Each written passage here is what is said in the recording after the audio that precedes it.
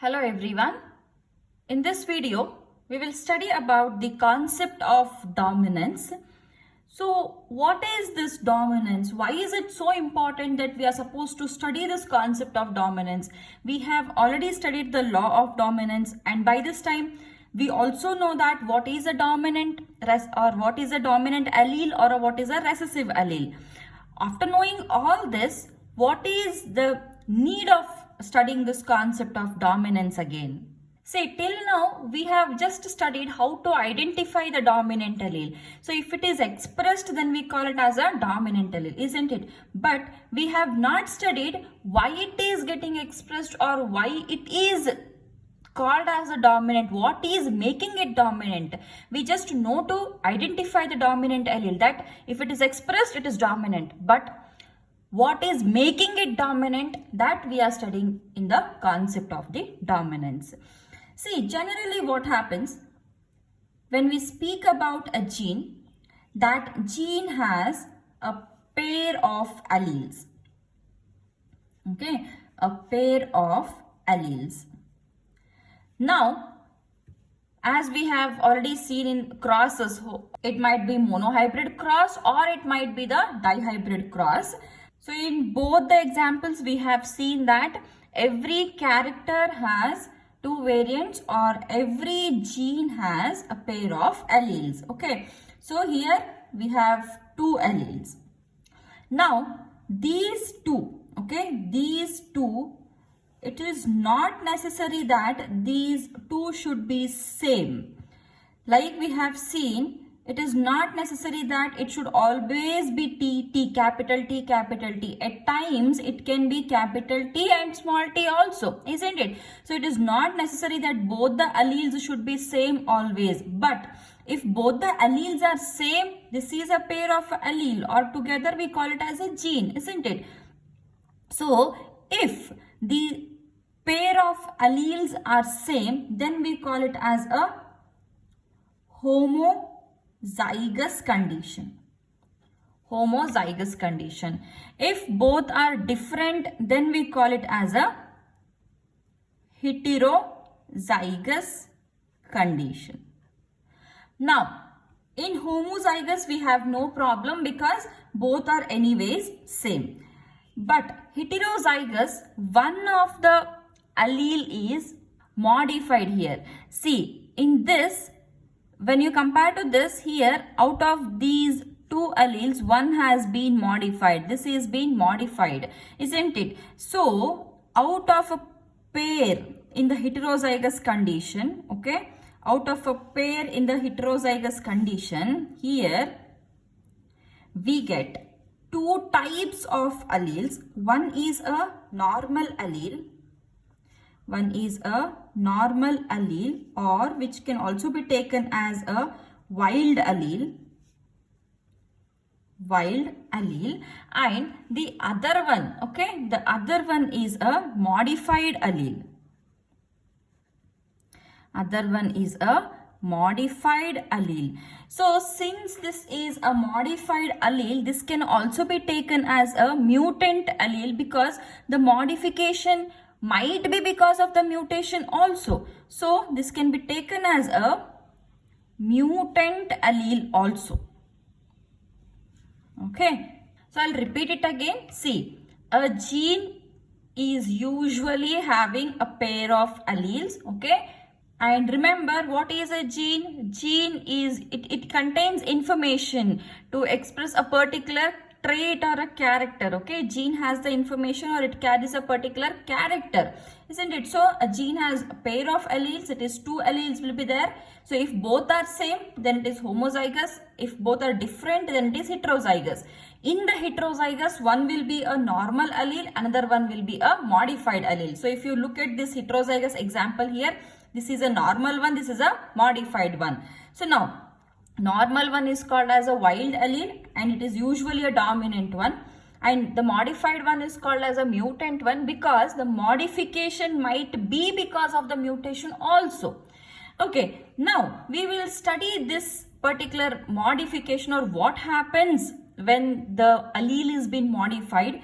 and how this normal allele will act upon the modified allele, this we will study with an example. Now let's imagine we have one normal allele here, and as I said, allele is also a gene only, right? So this gene has to express a particular character. So let's imagine this particular allele, this normal allele is responsible for the production of an enzyme in the body. Okay, I repeat it again. Genes, how are the proteins formed in the body? Proteins are formed by the DNA. Isn't it? We see transcription, translation. So translation is nothing but the protein synthesis. So from the DNA, it is being transcribed to RNA. From the RNA, it is being translated to protein. Isn't it? This is what central dogma of molecular biology says. So enzymes are nothing but proteins. It means that these enzymes or the proteins should be formed from the DNA only. So here, this particular DNA or this allele or this gene is responsible for the production of one enzyme. We don't know which enzyme, but anyhow, this enzyme, what is the function of this enzyme? This enzyme will convert the substrate into product. Okay, so the enzyme is responsible for the production of this product from the substrate. It is converting this substrate into the product. Now coming on to the modified allele. So here what happens, since this modified allele has been mutated or it is being modified here, it is not working like a normal allele. If it was a normal allele, it will produce the enzyme which will convert the S into P. But here this allele is only modified. When it is modified, now there are 3 chances for this allele. There are 3 chances for this allele. The first chance is it can produce the normal or less efficient enzyme. Or the second possibility is a non-functional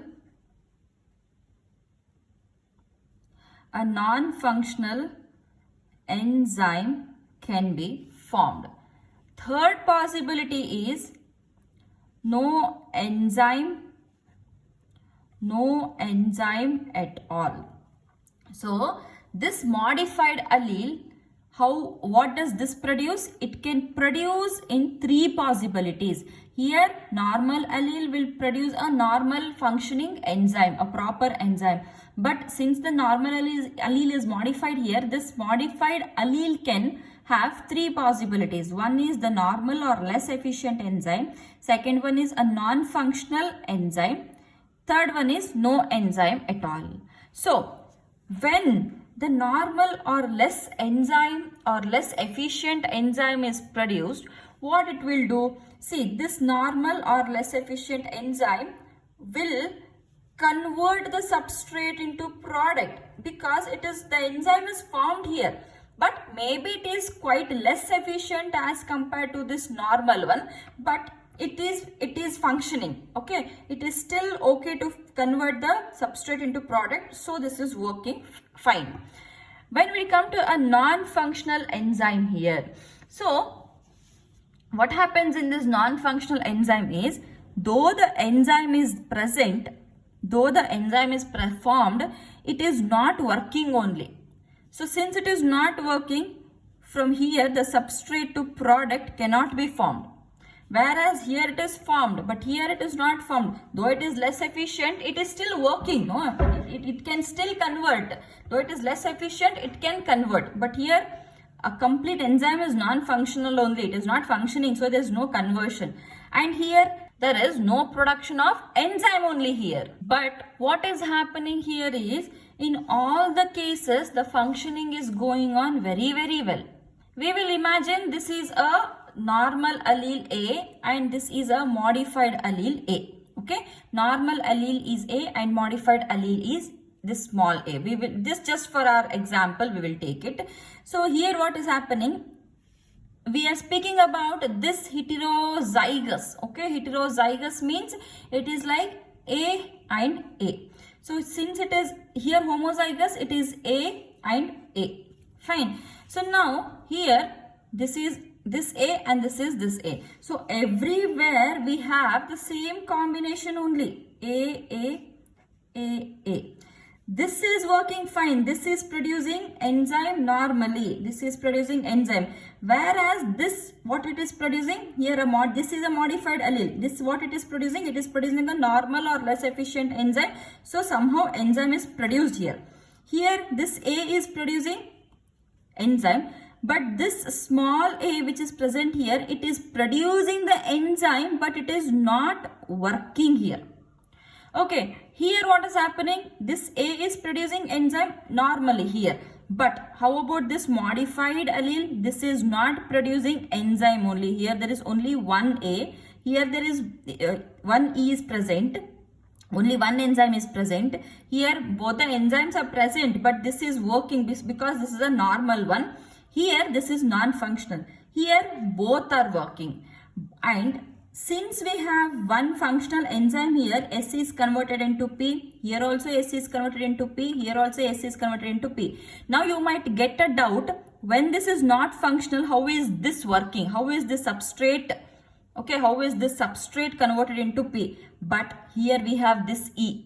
This enzyme is present here. Here also, okay, though there is no enzyme here, but still it is converted because we have this normal one. Isn't it? And this normal one is wild allele. Wild allele is nothing but the dominant one. Wild allele is nothing but the dominant one. So, in the concept of dominance, what are we learning here is, though there is an modified allele here, this is modified, this is modified, this is modified. Though we have the modified alleles here, but still, okay, the expression of a pair, okay, the expression of this pair is dependent on the dominant allele. See here also, though we have a non-functional enzyme here, still it is able to convert this substrate into product because we have this. It means that the presence or absence of this is not making any difference. Only this is getting expressed. It means that this is dominant. Here also, it is not producing any enzyme, but that is not necessary for the conversion because we have this normal one. This is making the conversion here. It means that this is getting expressed. This is the dominant one. So it clearly states that in a heterozygous combination, always the one which is getting expressed is the dominant one, and the other one which is not expressing, it is a modified allele or the recessive one. So original phenotype is this one. This is a dominant one and this is a recessive one. I hope you have understood this concept. This is one of the most important concepts which is given in your NCERT. So please watch this video very carefully. And the next video will take up the codominance. Thank you.